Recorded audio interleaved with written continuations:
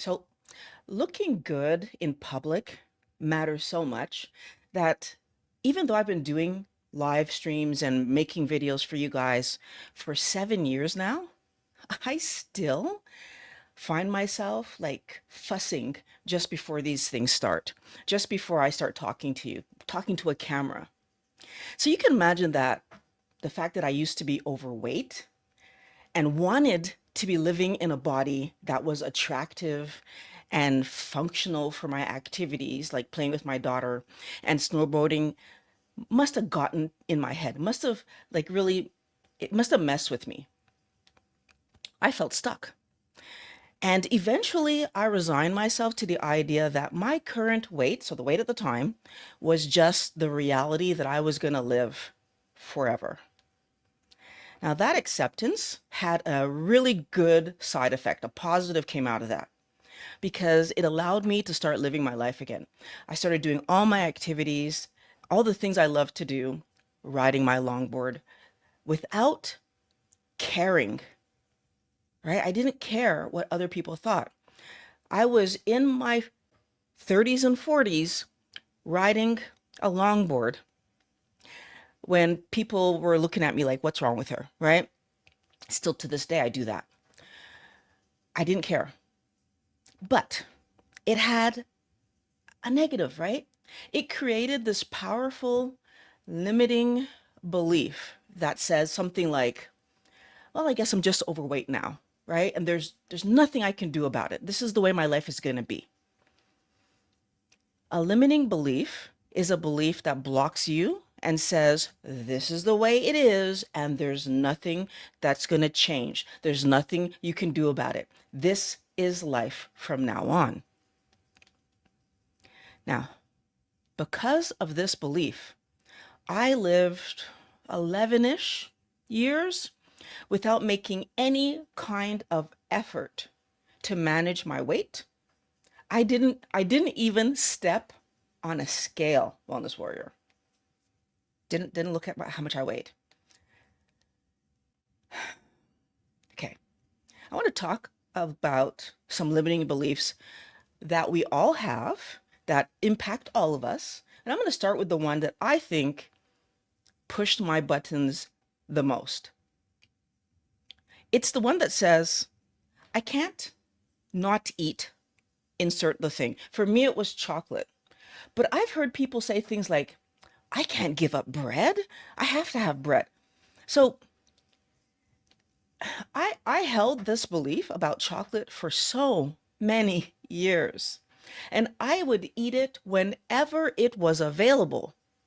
And even after I took a decision on several different occasions that chocolate, it wasn't helping my health, it wasn't helping my life, and that at the minimum I shouldn't be eating chocolate, I stopped buying it for my home, but I still ate it if anybody offered it to me. If it was at a party or in a scenario where I was out and it was free to have, I still had it. So telling yourself that you can't give something up actually guarantees that when it's available, you're going to eat it. Even if you're trying to be good, it's there, you eat it. So this belief creates this kind of slippery slope, right? Because I'm believing that if I'm still eating bad stuff like cookies and chocolate and ice cream, well, why the heck would I give up pasta and bread and potatoes? And so it just creates problems in our life. But the thing that wasn't obvious to me, Wellness Warrior, was that feeling that I had of being compelled to eat chocolate, it was a sign of something bigger happening in my body. It was the sign that I was actually addicted to sugar, carbohydrates, junk food, that kind of stuff. What many of us were blaming, so I know for sure I was blaming, on a lack of willpower, and I know a lot of people talk about willpower when this topic comes up. It's not a willpower problem. It's actually a biological trap that was set like years ago by food companies who kind of tapped in to this piece of data about how our brains work and what happens when they combine that right combination of salt, sugar, and fat together. And so cookies and chocolate and ice cream and pasta and bread and spaghetti sauce, and I mean there's so many things that have this right combination of salt, sugar, and fat that compel us to eat these foods. And these companies have spent no, by this point, billions to engineer their cookies and ice cream and their garbage to hijack our brain and create the story where we can't stop eating it. It's not your failure. It wasn't my failure. It was actually a strategy that I didn't understand, and I'm sure that a lot of you don't, that kept me thinking I can't not eat this thing because I could feel how compelled I was to eat this thing. I could feel how, well, when I ate, even when I reverse it, if I ate pasta and bread and whatever, I wanted the cookies and chocolate and whatever. And so no matter which direction I came to it from, I ended up eating everything. So telling yourself, just have one cookie or just have a few chips is like telling yourself, just get a little bit wet while you're standing out in a rainstorm, right? You're going to get soaked. Now, to make all this stuff work, these companies have added a bunch of other stories, about a bunch of other ideas that lead to us having even more limiting beliefs. So another one I want to talk about is the idea that as we age, we will gain weight. It's just a nature of what happens. This belief gives us permission to stop paying attention to our weight because it's just going to happen anyway, right? There's nothing I can do about it. No matter what I do, no matter what I eat, because I'm older, I'm going to weigh more. Now, Wellness Warrior, I can totally tell you that that's not true because the image on the thumbnail of this video where I'm overweight, I'm a good 10 years younger. Actually, I'm a good 10 years younger-ish than the image of me standing in the bathing suit. So, no, I actually am older and thinner. It's not reality. But if we think this way, then we have this idea of like, well, why would I deprive myself, right? I'm going to get heavy no matter what I do. Why aren't I eating the things I like? Please, please don't fall for that. First of all, I cannot like something that I'm addicted to. Just not possible. As soon as I'm addicted, like goes out the window. I'm compelled. But second of all, when I start thinking that it's a deprivation story, then it makes us look at cookies and chips in a very different way because we look at them as the only fun thing that I have to look forward to because weight loss, well, that's just inevitable. This mindset ultimately speeds up the rate at which we gain weight because we're not even trying anymore. Now, another limiting belief that I want you guys to think about. Again, it all feeds back into what companies want us to do. They want us eating this highly addictive stuff. This limiting belief is that playing is for children. Now, I've known many adults who just stopped engaging in all the kinds of physical play that they used to do, right? The biking and the skating and the skiing and the running around playing tag and hide and seek and all these children's games. We don't do them anymore. The adult version of playing tag, by the way, is paintball. It's like all those games where you have to try to find each other, hide and seek, right? Paintball. So we stopped playing these games and we relegate them to television. Football. Like we grew up playing baseball, football, but then now we sit and watch professionals play that. And if we're not a professional, we shouldn't be on the basketball court shooting hoops. Why are we wasting our time? We don't do these things and we put all our attention on the adult things that we should be doing. And sure, it's important to make money. I'm not saying that that's not true, but we only spend, and I say only very hesitantly, because 8 hours a day is a lot of time to spend making money. But we still have another 8-ish hours in our day that we're awake that we're not giving to doing the fun things, because now we have to clean the house and we have to cook our meals and we need to take care of our children, another place where we could engage in the fun things. But no, we set them up with play dates while us adults sit around watching them play in the play structure or in the play zone that we've paid for, while we sit there and pay for junk food to eat and ridiculously sweet coffees to drink, or bear or whatever. If we're watching them play their sport, we might be drinking a bear in the, oh my gosh, do we not see how our children are playing while we are increasing our weight? And all of this is manufactured. We've been brainwashed into believing that adults don't play anymore. What are you talking about? And we're made to feel stupid because we want to play.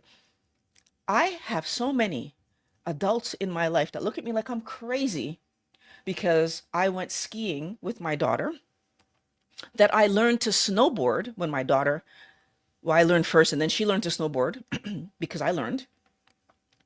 They look at me like I'm crazy because I taught my daughter how to longboard and then she wanted to learn to skateboard. And so I went back to trying to figure that out because I was never great at it. That's why I longboarded. And I mean, I did go back to longboarding because I just find it more comfortable, but I did try it in my late 40s. My daughter and I were trying to figure out how to ollie and kick flip and all the things, and she got some of them. And I'm very proud that she was able to ollie. And I don't think she ever got the kick flip, but she got a few other tricks I can't remember the name to. And I got the one where you can kind of put the nose of your skateboard on a curb and come up. So we got a few little tricks and it was fun. But we don't do these things because we're so afraid to get hurt.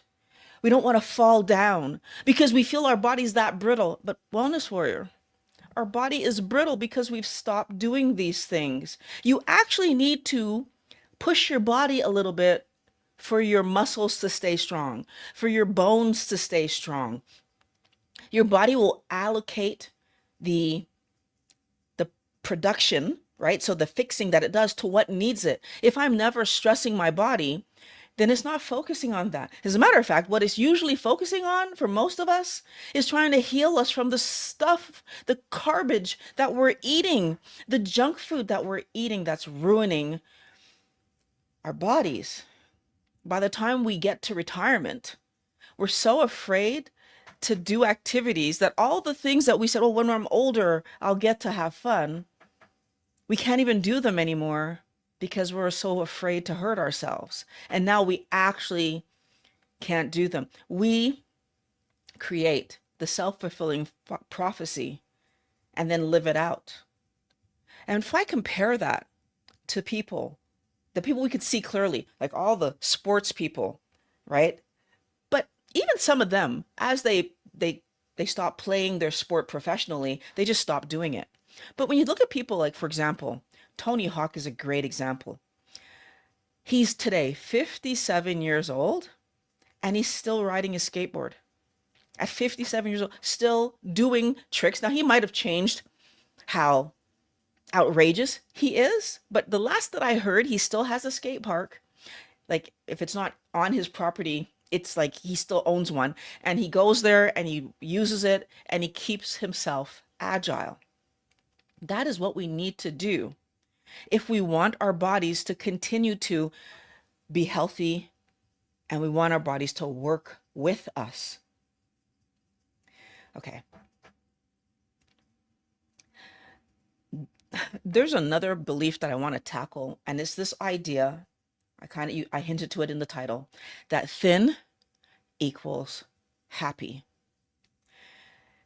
This thin people are happy stereotype, because we all have heard this, that they're happy, successful, confident, versus overweight people being lazy, insecure, and careless, gets played out, right? It's a limiting belief, and we end up living it. Becoming thin to achieve those positive qualities is where we fixate our eyes, even though it's not some like we need to pause and try to understand. Like, we have commercials that put this out there. We have movies that put this out there. There is so much propaganda, and companies benefit from us believing this, Wellness Warrior. You have the weight loss companies that profit from us believing this. So all the companies that make weight loss foods, so again, the food companies step in there. But you also have the trainers and the dieting industry. So like the trainers and the what do you call those? The gyms that benefit from us believing this lie. But then, of course, you have the action wear, right? Because we need to we have to dress a certain way to go to the gym. And do you need to dress a certain way to work out? Wellness Warrior, you dress your kid and send them off to school, and they play regardless of how you dress them. You send your kid off to church in their nice church clothes, and they come home with scuffed up shoes, right? Especially those little girls with their fancy shoes. And we're annoyed, but because why? Because they're going to play. It doesn't matter how you dress this kid, they are going to play. They're going to roll on the floor. And as parents, we just learn to accept it. We learn to accept it because that's what kids do. Companies benefit from us having all these ridiculous ideas about what's going to lead us to being happy, and then how we need to dress, eat, and who we need to listen to get our bodies to that place, because we just ignore. That's not true that we ignore it. We are fed a lie. They create a story. They feed us a story. Because every movie that we'll ever watch, every TV show that we ever watch, who are the people having fun? The young, no responsibility kids are the ones out there having fun. And all the adults are being responsible, or the uber rich who don't need to work anymore. They get to go off and have fun, and they're on their yachts, or on their speedboats with being pulled by, their water skiing and all the things. But you'll notice that it's the people who don't care about money, who don't need to look at money, they're typically what? Fit. They're at their right weight, right? Because they've got everything together. This lie has been put in, these limiting beliefs have been put in front of us. Lie, limiting belief, right? These words, they just cross together because they work. These companies are selling us low calorie stupidity that's still high in carbohydrate, making us fat. They want you to focus on the scale. They want you to focus on the size of your clothing, not your health. And all of that because it keeps you being a customer, right? If I'm focused on the scale and the size of my clothes and the way that I look, and I'm not paying attention to how my health is improving or not improving, I create problems. This belief is false, Wellness Warrior. This idea that you shouldn't be playing, it's just absolutely false. I can tell you, and also, sorry, I'm looking at the wrong belief. The belief that you need to be thin to be, the belief that you need to be thin to be happy is absolutely false. I was overweight and I was still happy. As soon as I decided that I was just going to live my life, I was going to do my things, I was going to engage, I was happy again. I was active. I was confident. I was doing the thing. But I'll add to that. I had a lot of thin friends who were unhappy, unmotivated, in pain, not happy in their life. Some of them depressed, some of them anxious, some of them hating their jobs, but they were thin.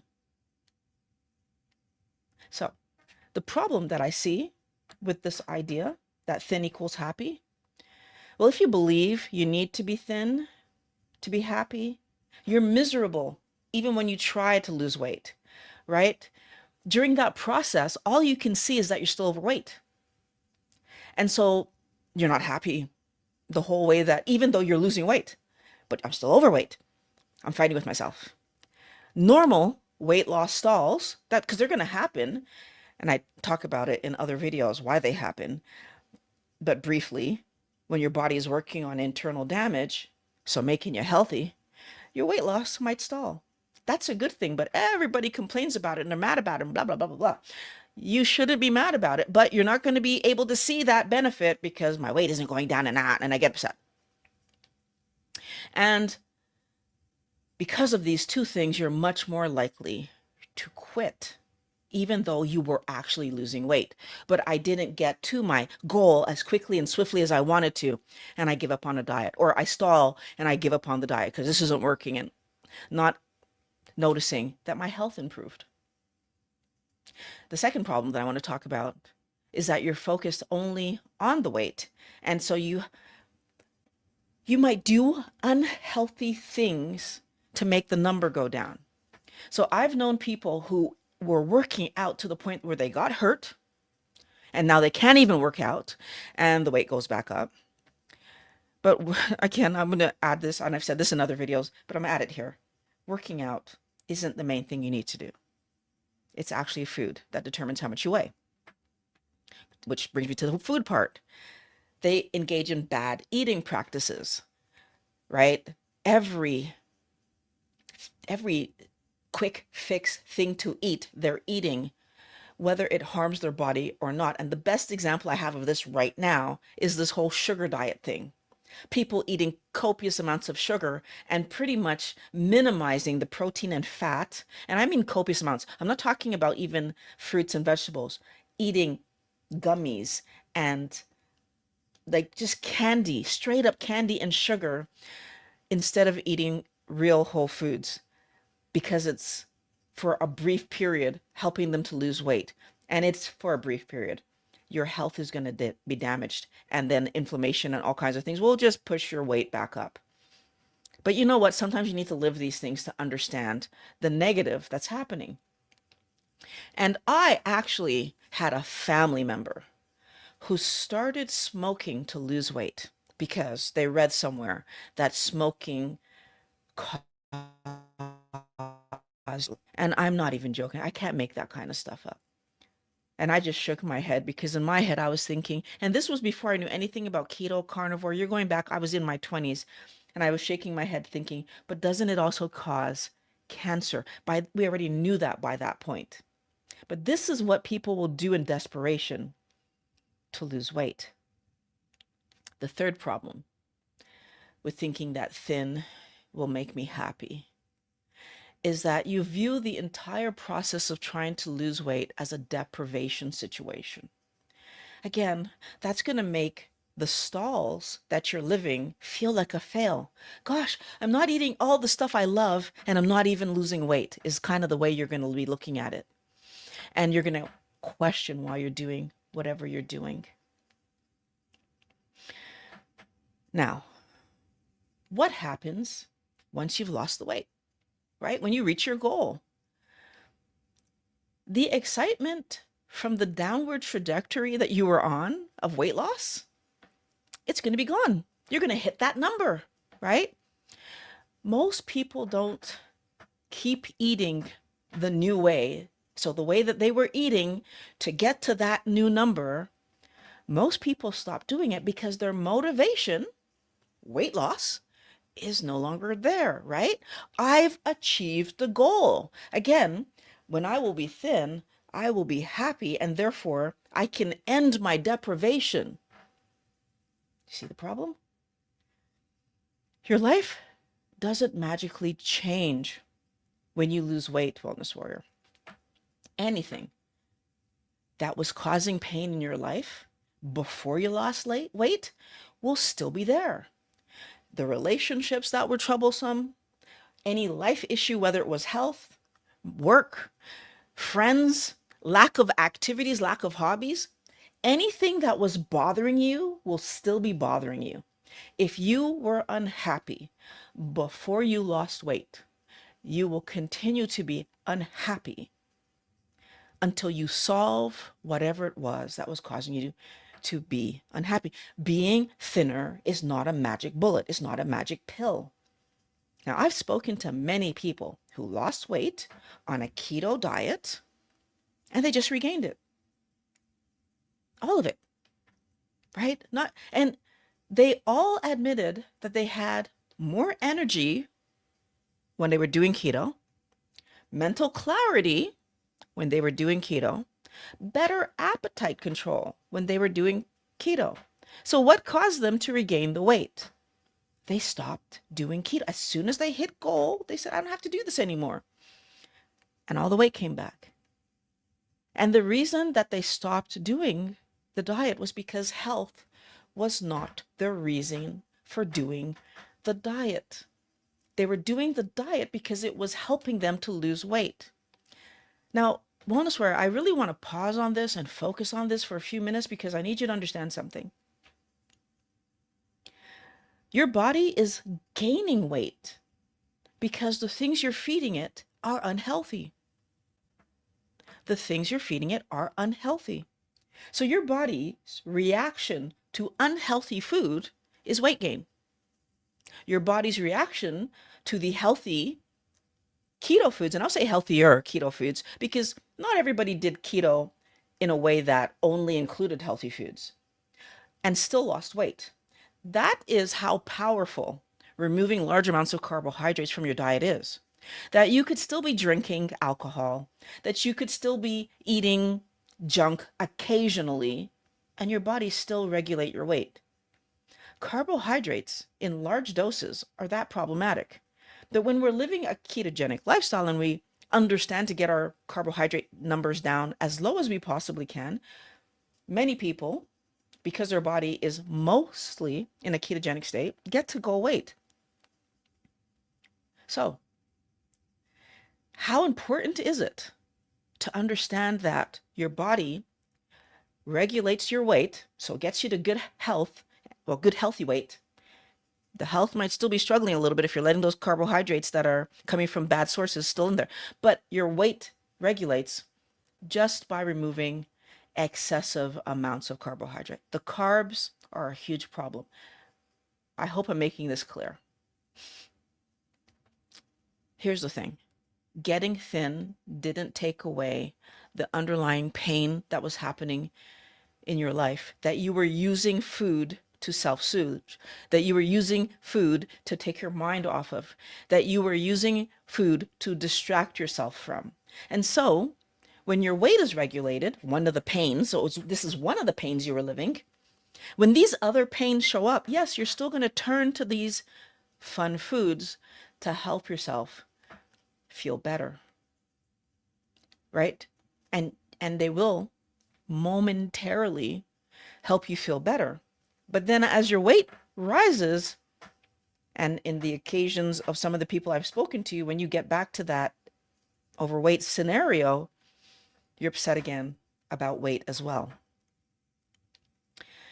Wellness Warrior, the solution is having a long-term health-focused goal.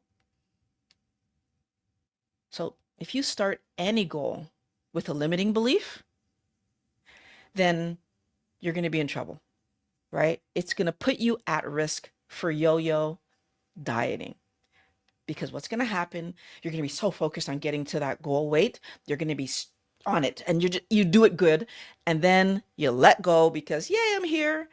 and then you struggle again, and then you're going to be on it again, and then you feel great and you let go, and then you struggle again. And that damages the body, first of all.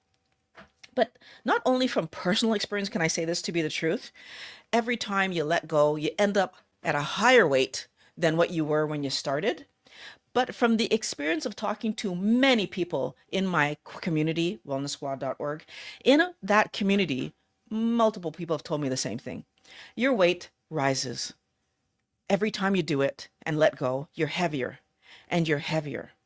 And when you give up, like I did, yeah, about one, well, in my case, it was like 2 to 3 pounds a year you start gaining because you're not trying at all anymore. And your weight's just going up and up and up. You need to be very careful about letting yourself fall in to that kind of trap because it's not a permanent anything that you're looking at. So if I just use myself as the example, the goal that I had for myself when I found the keto diet was to solve hip pain. And obviously, when you're trying to solve pain, you don't want to solve it for a year. You want to solve it forever. You are looking to find out, why is this happening? And then what do I need to do to make sure that it stops happening and that I never again have to live a scenario where I cannot walk up the stairs at a mere 45 years old, wellness warrior. I was unable to walk up the stairs. I was unable to step up a curb. I was unable to do any of my activities. That was the first year at 40, the year that I turned 45 was the first year since starting to snowboard and ski that I didn't do either. First time ever. That winter. That summer I didn't do any of my activities. I was in so much pain. All I could do was work, and even that I did with pain because one of the problems that I had was doing what I'm doing right now. I couldn't sit comfortably in a chair for more than about 40 minutes, 35, and typically when I'm working with someone, I have to be in the chair for 50. So the last 15 minutes of every conversation I was having with someone was excruciating. That meant that I was fidgeting in my chair and trying to just move around and try to keep myself comfortable. Occasionally, I did get the, "Are you okay, Violet?" comment from people. As I started this off by saying, we want to look good in front of people, right? So you can imagine what that was doing to my mind because not only am I already living with the fact that I was overweight, now I couldn't even sit still. Okay. So I had that long-term goal of wanting myself to be healthy. So when I was doing the research about how to do, no, not even how to do keto, because I didn't know that part yet. When I was doing the research on what was causing my problem, I found out that it was an inflammation story. Now this turned into a body scenario. My entire body was inflamed, is what I learned. Because my hip issue, I had already been living the inflammation story. I just didn't know. My joint pain was all inflammation. Can I point out that I had been to the doctor multiple times over the course of 23 years by that point to discuss with my doctor the fact that my knees hurt, and then eventually my elbows started hurting, my back started hurting. I had a stiff neck, and each of these conversations were treated like unrelated, first of all, but second of all, we're treated like if, do exercise and do stretching and do blah, blah, blah, blah, blah. Nobody ever, and I'm talking about my main doctor or the emergency times that I went in because my doctor wasn't available and my elbow was hurting so bad or my back was hurting so bad. Not one of these professionals said, "Well, you have inflammation. Maybe work on your inflammation." I do a Google search and find out that I have inflammation. So of course I didn't believe it because how could I have been in front of that many doctors and they don't tell me that I have an inflammation story, right? So I don't believe it. From the time that I learned that I have an inflammation story to the time that I start searching for how do you solve inflammation was about a month because I didn't believe it. I was looking for other reasons to explain my hip. Okay. Then once I believed it, because the inflammation story just kept coming up, coming up. I read a bunch of research papers and whatever. And then wellness for when I started to say, okay, well, how do you solve inflammation? And I learned about the junk food. So the sugar, taking away the junk food. And I'm like, okay. But then I learned that all fruits and vegetables are sugar. My mind started to spiral. What am I going to eat? So it took another 2 weeks before I could start keto because I had to figure out, what am I going to eat? Now, that's how I learned that about the keto diet. And again, I have a video that I'm going to put here talking about the keto and my thoughts on keto, carnivore, low carb. I'm going to put that video and I'm going to link, it's already linked below. But Wellness Warrior, I want you to understand that this helped me to understand I was trying to heal my whole body.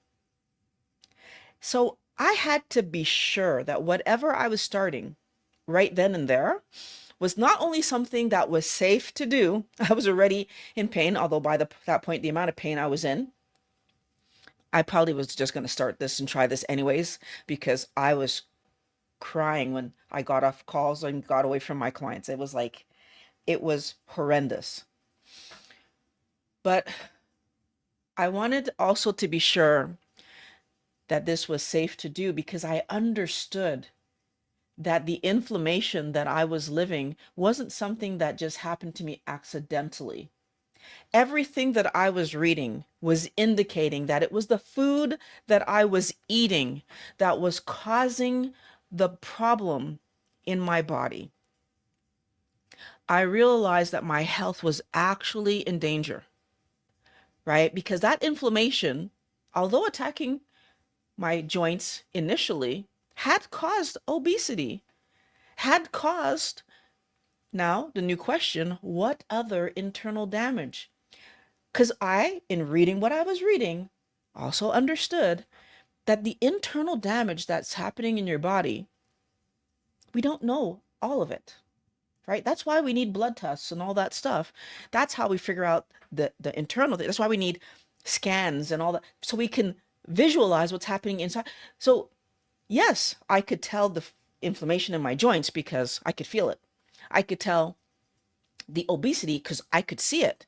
But there were some things that were happening where I was learning from what I read that my doctors would be saying, oh, everything is fine except, you need to lose some weight. Where what I was reading was telling me that I was on a path to diabetes, heart problems, blood pressure problems, liver and kidney damage, and all the internal organ damage, because the sugar would have been causing other internal damage that I would not be able to feel until the organ was in trouble. I'll tell you that that lit a fire under me that you can't even imagine.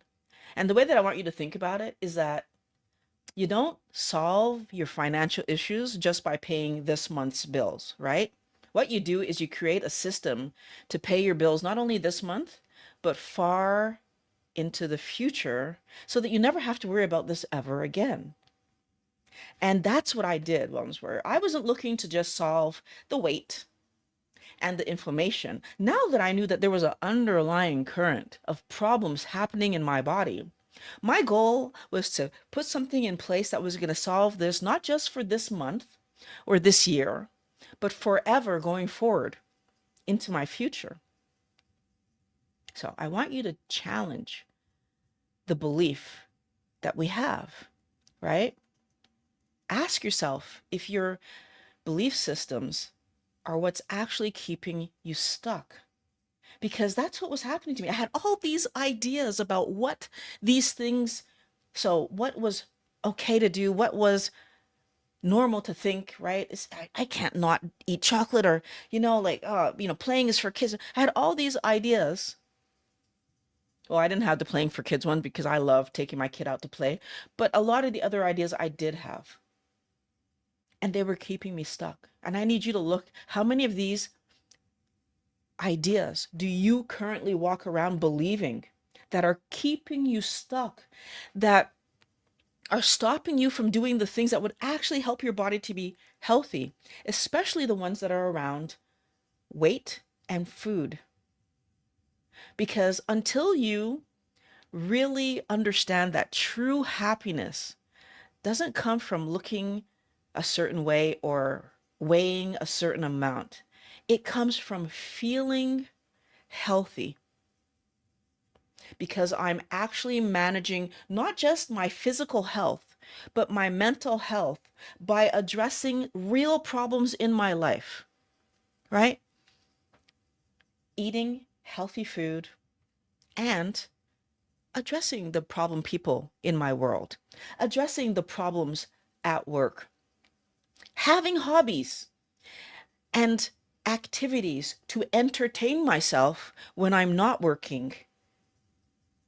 And maybe some of those hobbies will involve my kids. Like I love when my kids go skiing with me. I love when my kids go climbing with me. But I do go skiing alone.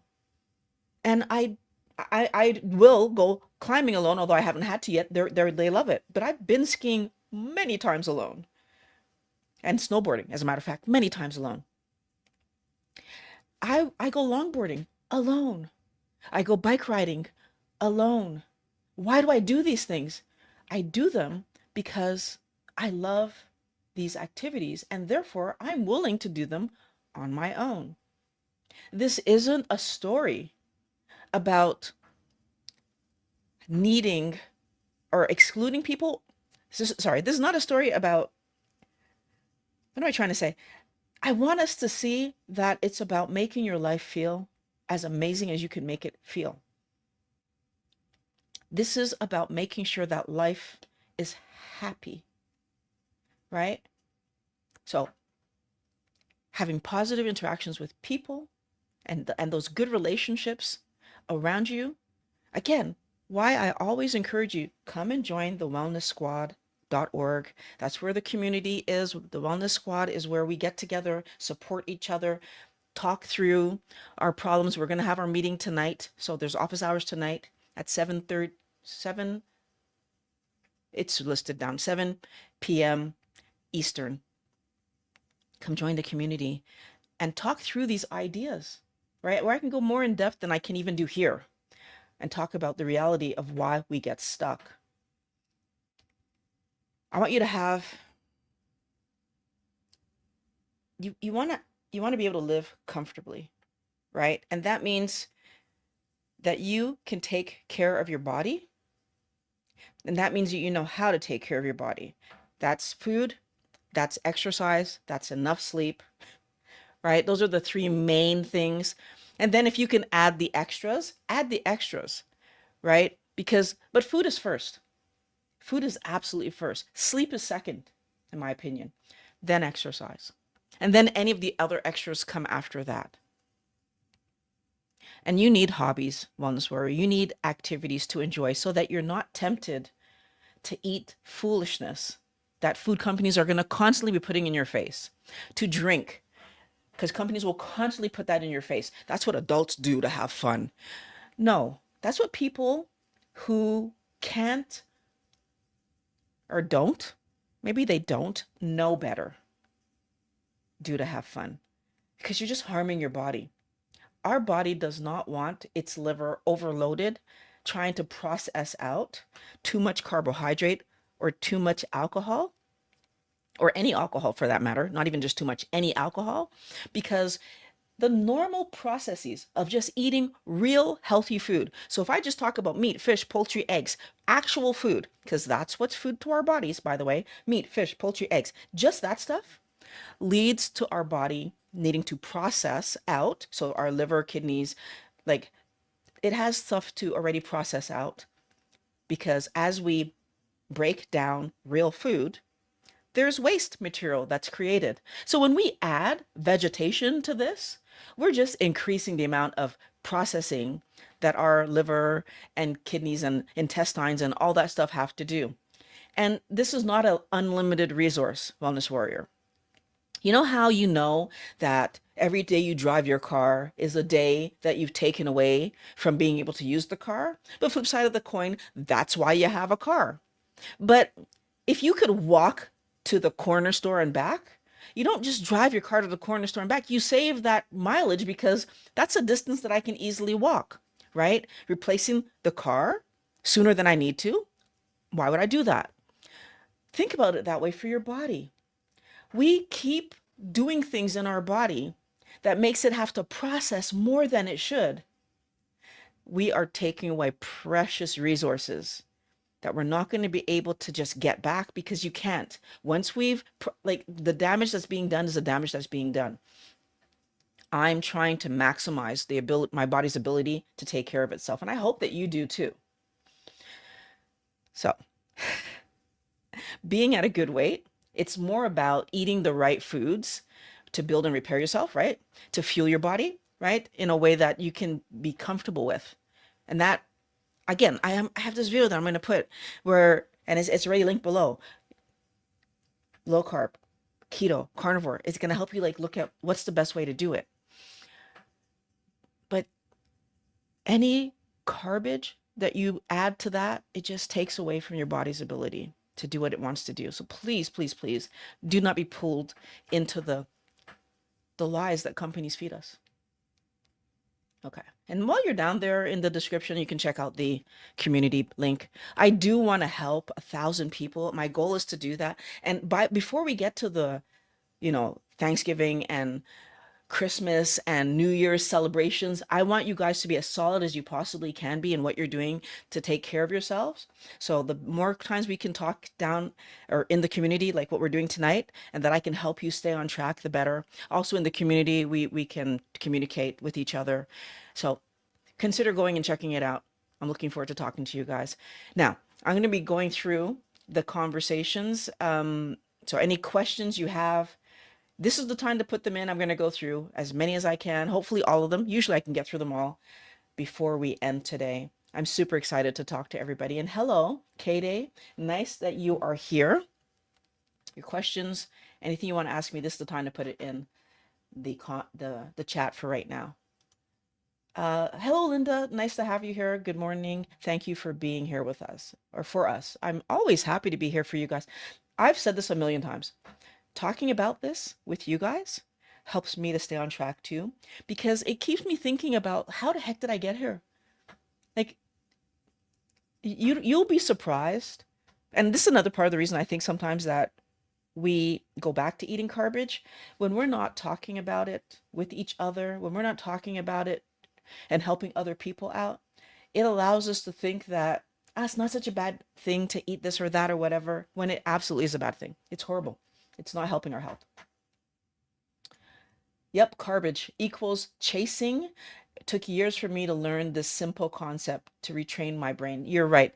It absolutely does, because garbage isn't real food, right? All the processed stupidity or the high sugar stupidity, our body does not want us eating fruit every day. And in the history of being on this planet, before we had fridges and way to keep fruits from spoiling, we would not have been able to eat fruit every single day. We would have had a short window when that tree was producing fruit for that season, and then it would have been gone. And the rest of the year in our region, we would have had many more months without vegetation than we would have had with vegetation, which means we would have been eating animals. And there's no way that we can get around that piece of information. It's just the truth.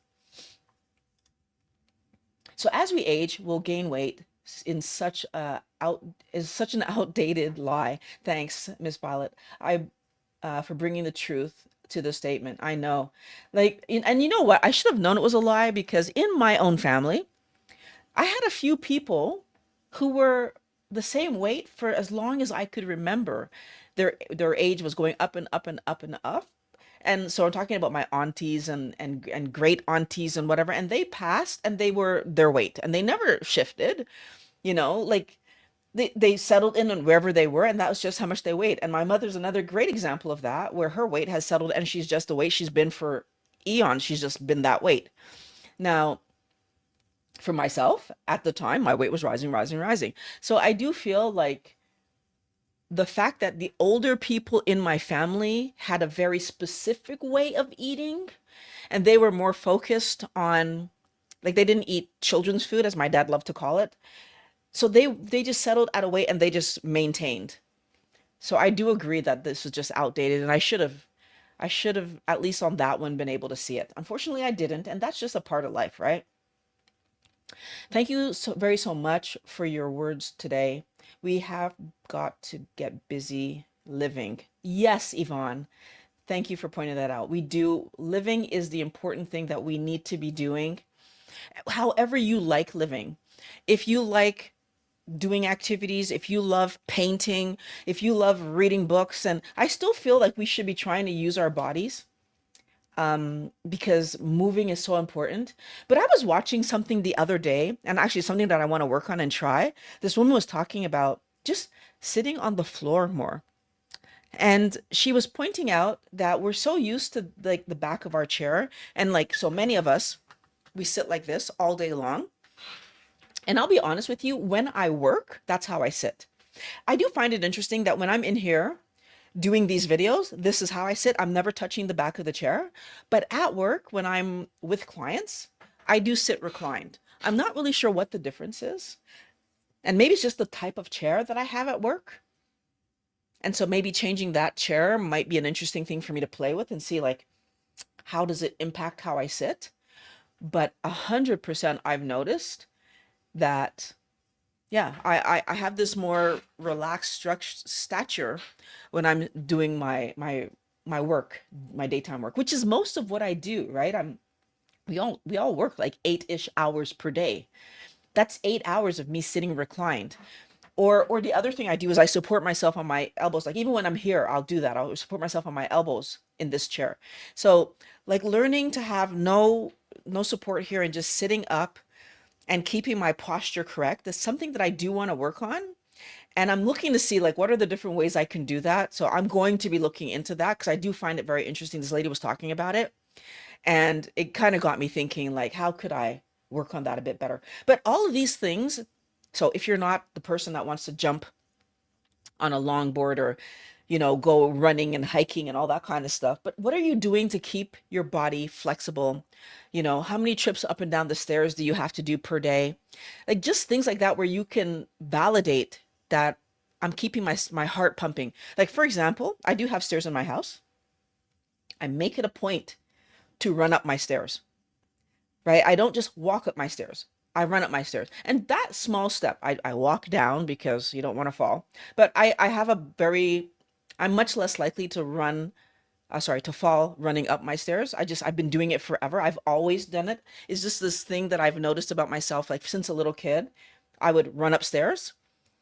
And so I have a set of stairs outside my house, a set of stairs inside my house. And outside my house, I'll come up them like two at a time. And inside my house, I run up the stairs.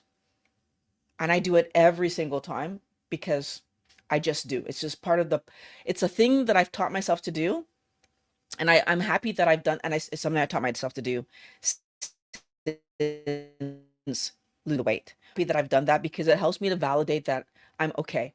And at work, when I'm in that building, when I take the stairs, I don't always take the stairs because I'm on the fourth floor. But when I do take the stairs, the goal I have for myself is that I don't stop. So I walk from bottom all the way to top and I don't stop. And as long as I can do that every time that I do take the stairs, again, it validates to me that I'm still doing good. I'm not huffing and puffing. I can make it. And these are the things that I do that help me to feel I'm I know that everything else I'm doing is helping me. But of course, I longboard, I ski, I snowboard, I do all those things. I ride my bike. I'm on carnivore day 2, but only plan on doing it for 30 days as an elimination diet to reduce inflammation. Would like to start adding veggies like cabbage so I don't get hardened arteries. I would like to start adding veggies. I'm not really sure I understand the second half of that. It's carbohydrates that harden our arteries, if I understood well. Well, carbohydrates and other toxins. I can't just blame only carbohydrates and other toxins that would contribute to arteries hardening, etc. But it's well known that plaquing, it's well known in the keto carnivore community that plaquing is happening because of carbohydrates. So If you're only doing 30 days, that probably would work because, okay, so here's my thing, and I'm going to back up a minute.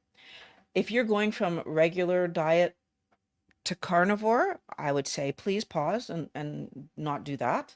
If you're going from regular diet to keto, and then now that you've been keto for a long time, you're going to carnivore for 30 days and then you're going to go back to keto. Yeah, I could see that working to help with inflammation if you've been still feeling inflamed despite doing keto. But what I would also offer you to think about is very likely there's something on your keto diet that's causing the inflammation to stick around.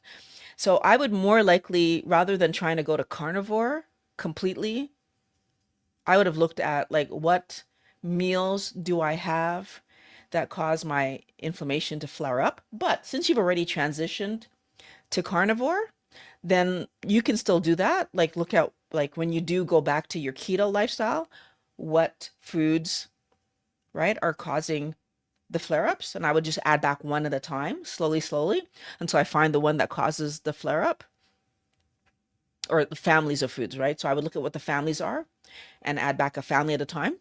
But the reason I'm saying this to you is because if you go straight from a standard diet to a carnivore diet and you don't have keto in between for a good period of time, so long enough that I have gotten used to eating a healthy ketogenic lifestyle and I don't have the cravings and I'm not chasing and all that kind of stuff, um, you could end up living dumping, because when you go from a standard diet to a carnivore diet, you're taking away a lot of the carbohydrates. So a lot of the plants is going to be gone, which means a lot of the plant toxins are going to be gone. You could live oxalate dumping.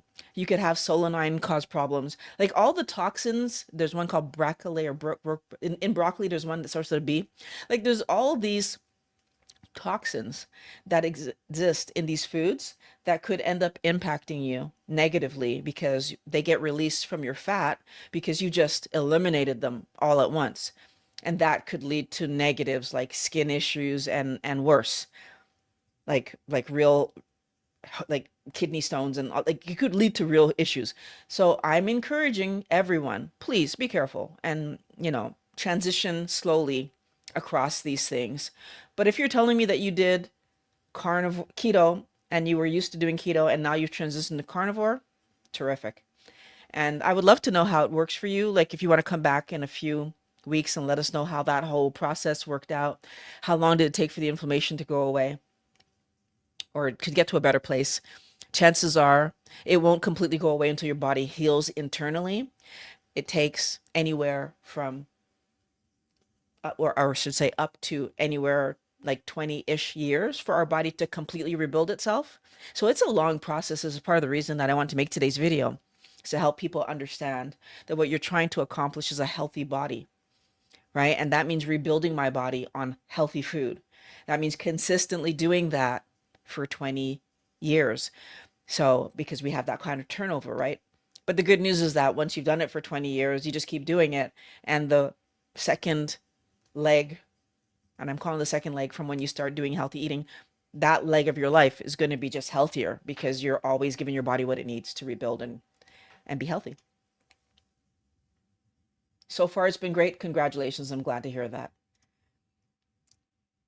So yes, Yvonne, I do believe we do need to get to the end, to the root of the issues.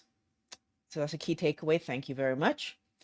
And let's see, don't live to eat, eat to live. Balance your mind and spirit. Therapy helps.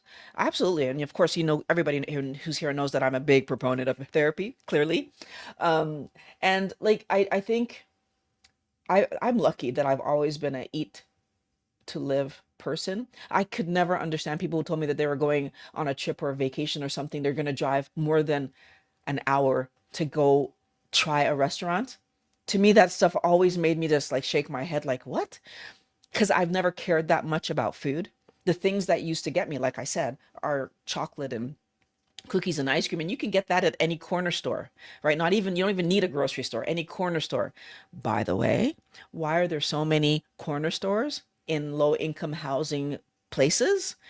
To keep our people controlled, right? And so these things, it's so important for us to understand, right? If we don't understand these things, we will just be controlled and tricked all the time. So Kate says, so Miss Violet helped change my life for the best yet. Oh, so you changed my life for the best yet. Oh, I appreciate you. I appreciate you. Doctors are, I don't know if they're all useless, but some of them give bad advice. I have gone through so many doctors also. Okay. I've gone through my fair share. I'm happy today that at least I have some people that I can reach out to and talk to ask some questions. But finding a doctor that's up to date on keto and carnivore is so difficult. Most of them just try to talk you out of it, unfortunately.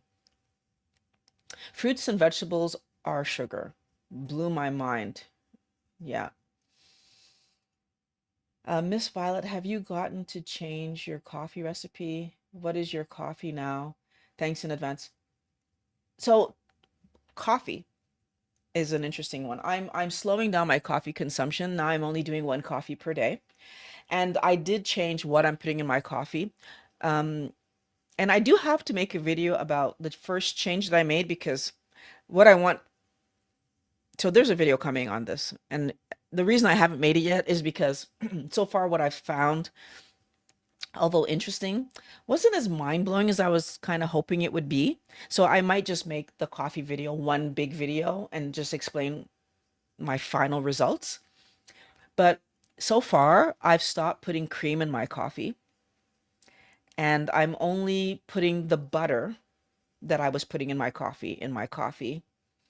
And what I'm going to do is maybe in the next, maybe I will make just a small video talking about how I've changed my coffee from what I used to make to what I make now.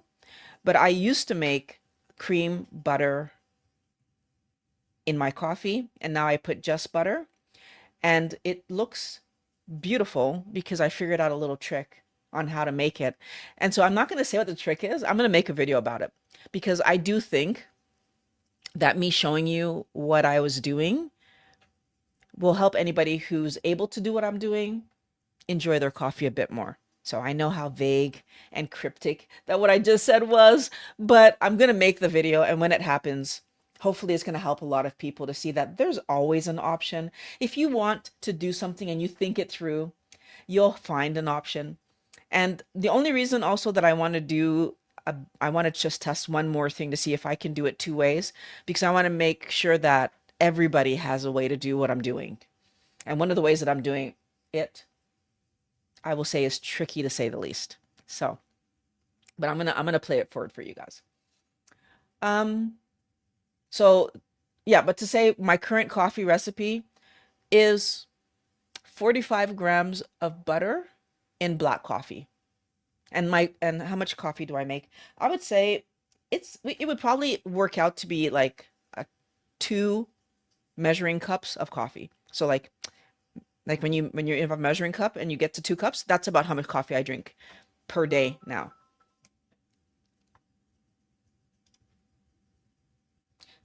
So I too now have realized I'll be ketovore the rest of my life. So you're keto. Okay, cool. I don't, I think that like keto with keeping our vegetables minimal, which is what I think you mean when you say ketovore, keeping our vegetables minimal, I do find um the best way to go because at least the few vegetables that most people would keep in their life is probably because you figured out that they work for you.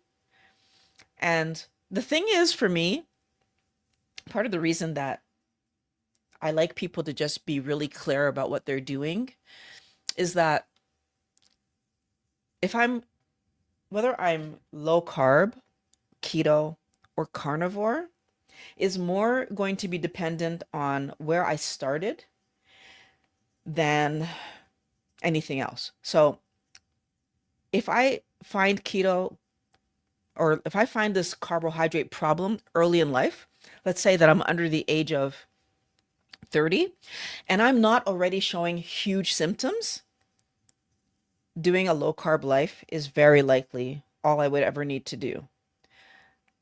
And so low carb, I understand, is under 125 grams of carbs. And as a matter of fact, if I grew up in a household where carbohydrates are understood and I do 125 or less my entire life, very likely, just like our ancestors, like we'll probably be in a great situation.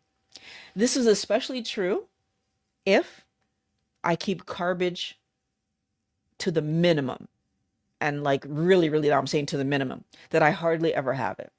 Maybe, you know, something celebratory like once a year, let's say, or once every like twice a year.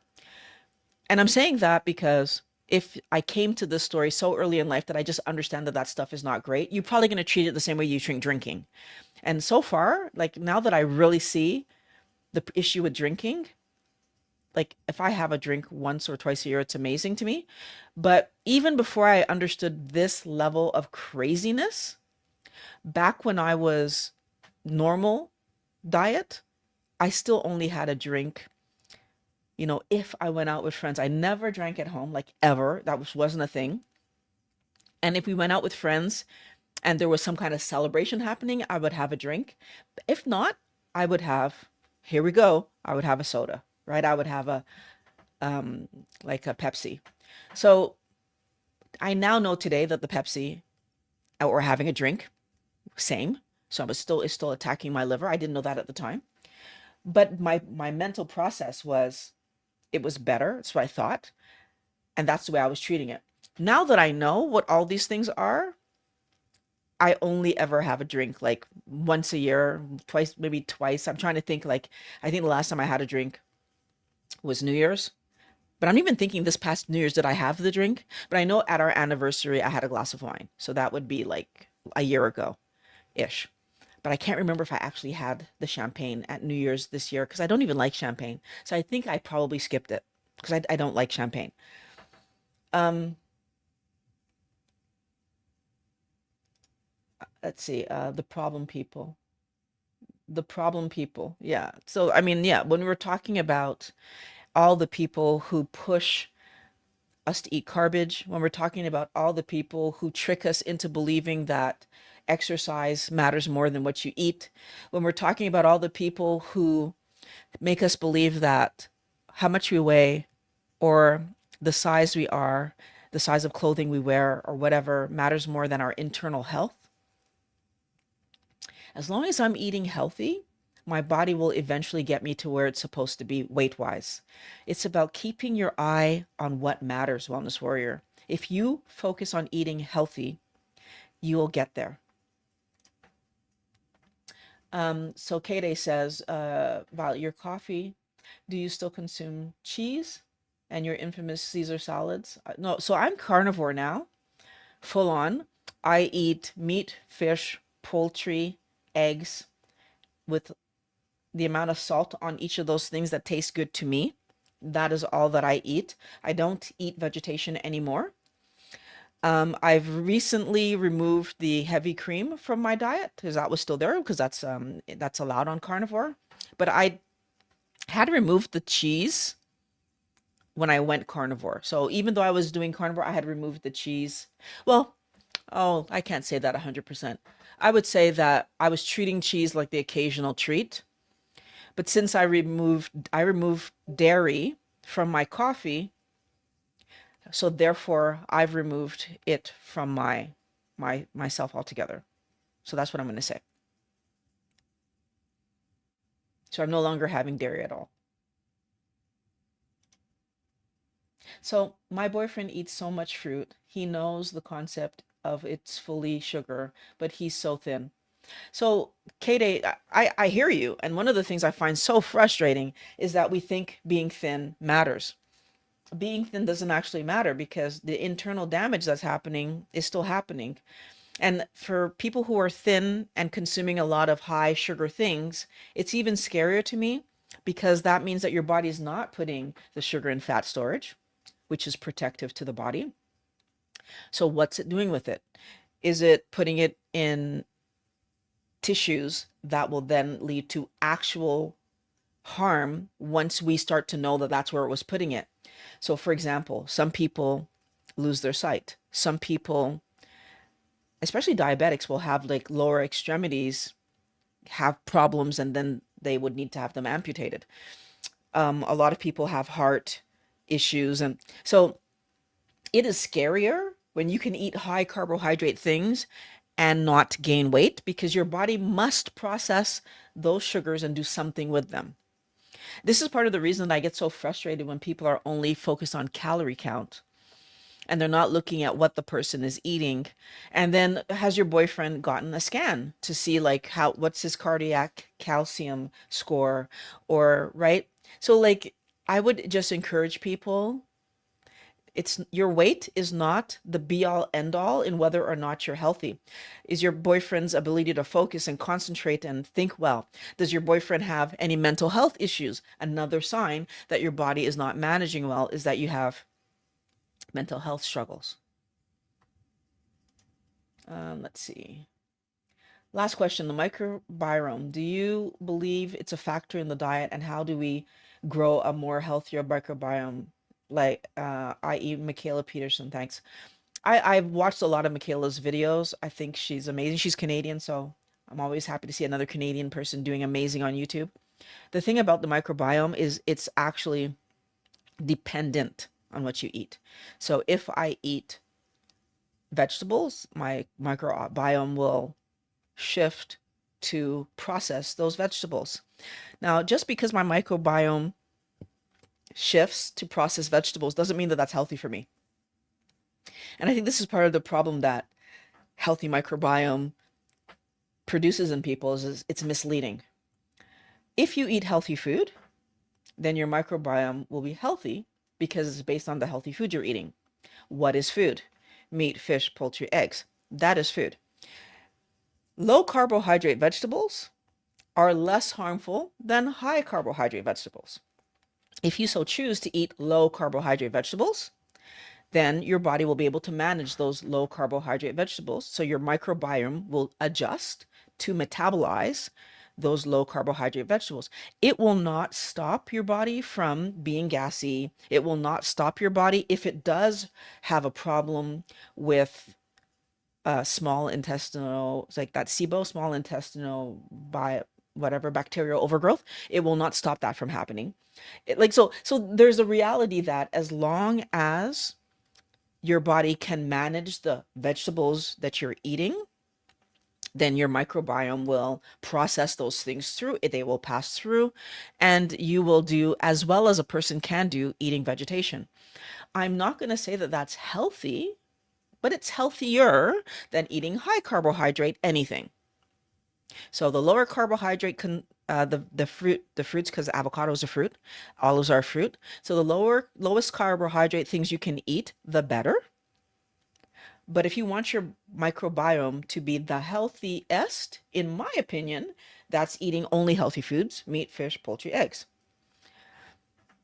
Now, everybody has to make their own decisions. So I can't tell you not to eat those things. I can't even get people to stop eating chocolate bars, right? So people are going to eat what they're going to eat.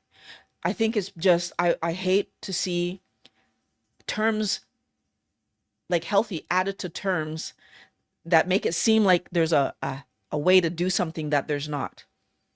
Vegetation in our intestines does still get fermented and all the things, like it's still getting those processes to happen, but because there's less sugar, there's less negative repercussions. However, we're only talking about sugar here.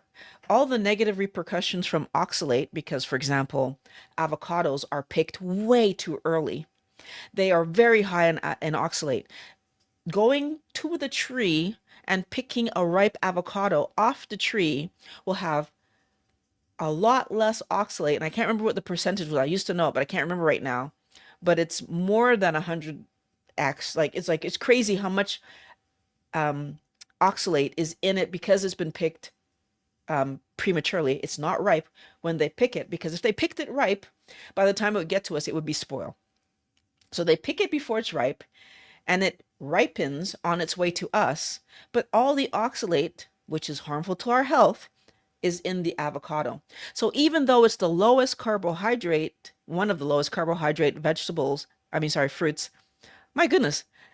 Although it's one of the lowest carbohydrate fruits you can have, it is high in oxalate, like by ridiculous amounts.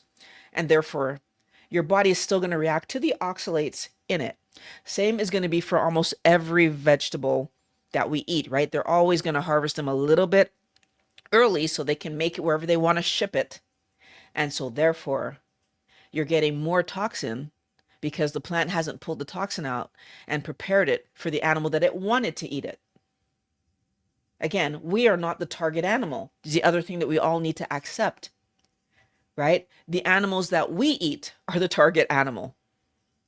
So these are important pieces of information and data that we really need to let ourselves understand. Hey, Pat, nice that you were able to make it. So the cream I love, but I was gaining and my skin was terrible in my coffee. So I'm glad that you already pulled it out. I pulled mine out. Again, like I said, I do probably do have a few things to talk about, and I will make that video. So, but I need to get to the end of like where I'm planning to end and see how this all plays out. Mike Jr., so happy that you're here. I'm not sure if you're able to, if you're still here now, but I'm glad to see you in the live stream. I love getting your messages. I love getting messages from people that I remember their names. It just makes it much more fun for me because I feel like I'm having a conversation with a friend. So glad I'm on the chat. Definitely need to hear you speak. You're gifted and are blessed to have you as we're blessed to have you as a mentor. I'm so thankful to hear you say that. I'm trying my best, Mike. My life changed the day YouTube made me see your channel. It's been 5 years. Wow, have you been with me for 5 years? I know, I mean, I'm Mike Jr. I see your name and I'm just like, oh, he's here. So I do appreciate you. Thank you so much. Let's see. Do you make your own butter or ghee? I don't. I don't make my own butter or ghee. I buy, um, actually, I don't even remember the name of it. It's not a name brand. It's just, it has the least amount of ingredients when I was reading the packaging, but it's not a big name brand. It's like, a very, oh my gosh, I can't remember what it's called, but it just, I bought it because it had the least amount of ingredients. Like it just, um, milk and whatever. Like there was an ingredient that I saw in everything else that it didn't have, and I said, okay, that's what I'm going for. If you source milk or butter, do you?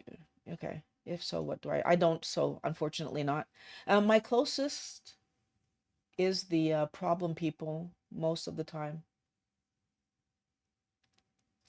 Oh, so that's the one that bothers you the most? Okay. Yeah, problem. Okay. And let's see, the last one it looks like for the day is the scan to see his scores is a great idea. Yeah, I would definitely, I hope that this is helpful to him because I think, and a blood test, right? Now, the thing is, when he gets the blood test data, it would be important for him to look up people like Dr. Ekberg, Dr. Westman, who else? Like there are a few doctors, Dr. Baker, I would probably say, that are talking about like the discrepancy. Oh, what's that guy's name? Professor Bart K. There are these doctors and educators. Oh, there's another one who was the first guy to do the N of one experiments, and he just recently released all the experiment, like the conclusion from his data. Oh, I'm not going to remember his name right now. If anybody remembers this guy's name, but he did experiments on himself to prove that cholesterol was not the thing. Oh, if anybody remembers his name before we end, I would love to have it here. If not, you can put it in the comment section too.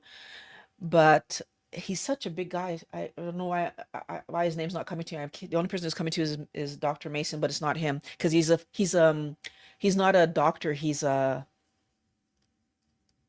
does have a degree, but it's not in medicine. He's more of a researcher kind of person.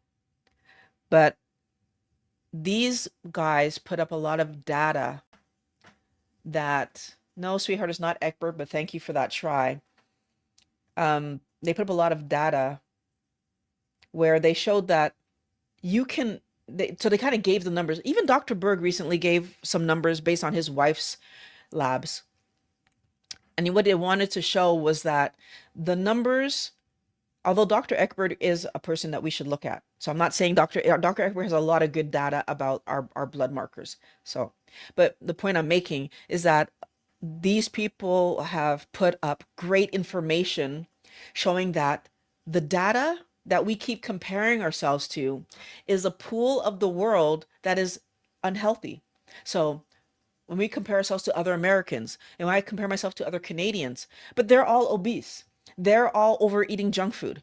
So when my doctor looks at my blood work and interprets it based on somebody who's eating standard Canadian diet and is unhealthy, comparing it to me who hasn't had a cookie, ice cream, soda, chocolate, I haven't had fruit, I haven't had bread in 7 going on 8 years, that I've been eating mostly low carbohydrate vegetables and meat, fish, poultry, and eggs.